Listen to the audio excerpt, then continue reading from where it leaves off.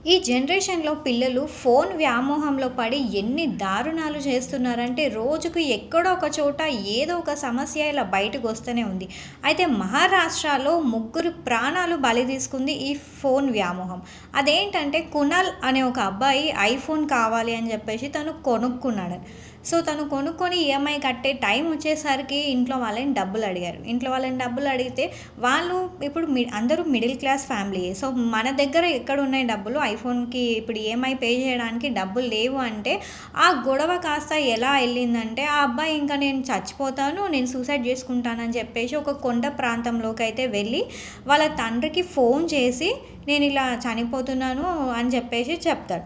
So, వాళ్ళ తండ్రి వాళ్ళ కొడుకుని కాపాడుకోవడానికి వాళ్ళ తల్లిదండ్రి ఇద్దరు కలిసి ఆ ప్రాంతానికైతే చేరుకున్నారు. చేరుకున్న లోపల ఏమైందంటే, ఆయన ఎంతో కష్టపడి ఒక 3 గంటల పాటు, దాదాపు 3 గంటల పాటు ఆ అబ్బాయికి అర్థమయ్యేలా చెప్పే ప్రయత్నం చేశాడు. సరే, మనం నీకు ఇంకో కొత్త ఫోన్ కొనిపిస్తానని చెప్పి ప్రయత్నం చేశాడు. లేదా ఈఎంఐ సరే నేను కడతాను అని చెప్పేసి చెప్తున్నాడు. కానీ ఆ అబ్బాయి వినట్లేదు. లేదు, నాకు ఖచ్చితంగా ఫోన్ కావాలి అంటే కావాలి. ఇప్పుడు ఈఎంఐ కట్టకపోతే ఫోన్ తీసుకెళ్ళిపోతారనో ఏదో ఇలా వాళ్ళిద్దరి మధ్య దాదాపు ఒక 3 గంటల పాటు సంభాషణ అయితే జరిగింది.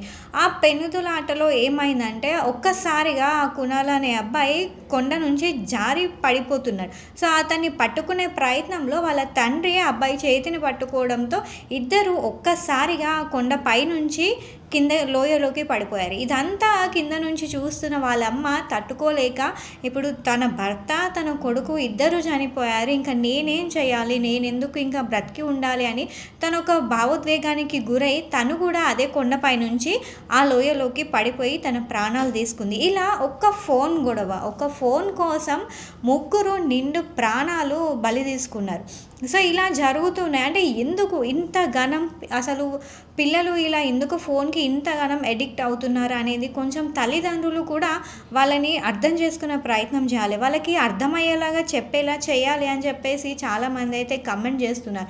పిల్లలకి ముందుగానే వాళ్ళు కొంచెం మన ఇంట్లో పరిస్థితులు ఎలా ఉన్నాయి అని చెప్పేసి వాళ్ళకి కొంచెం మన కౌన్సిలింగ్ ఇచ్చినట్టు గానీ, ఏదైనా వాళ్ళు అడిగితే సరే ఇప్పుడు కాదు తర్వాత కొనిస్తామనో, ఇంకా ఏదో వాళ్ళకి అర్థమయ్యేలాగా వాళ్ళకి కౌన్సిల్ చేసి వాళ్ళు వినేలాగా చేయాలి అని చెప్పేసి చాలామంది అనలిస్టులు కూడా అయితే చెప్తున్నారు.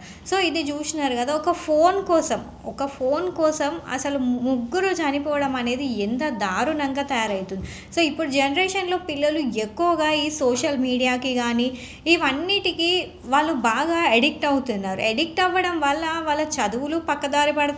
వాళ్ళ కెరియర్ కూడా చాలామంది పాడు చేసుకునే ఆ దిశగా కూడా వెళ్తున్నారు. సో, ఇదంతా కొంచెం వాళ్ళ ఇంట్లో పేరెంట్స్ కానీ ఎవరైనా పెద్దవాళ్ళు వాళ్ళకి కౌన్సిల్ ఇచ్చినట్టు అలా కొంచెం వాళ్ళతో మాట్లాడి టైం స్పెండ్ చేసి వాళ్ళకి అర్థమయ్యేలాగా చెప్తే ఇలాంటి సంఘటనలు ఇంకా ముందు ముందు జరగకుండా ఉండాలి. ఒకే ఫ్యామిలీలో ఇలా అందరూ చనిపోవడం అనేది చాలామందికి చాలా బాధను కలిగిస్తుంది.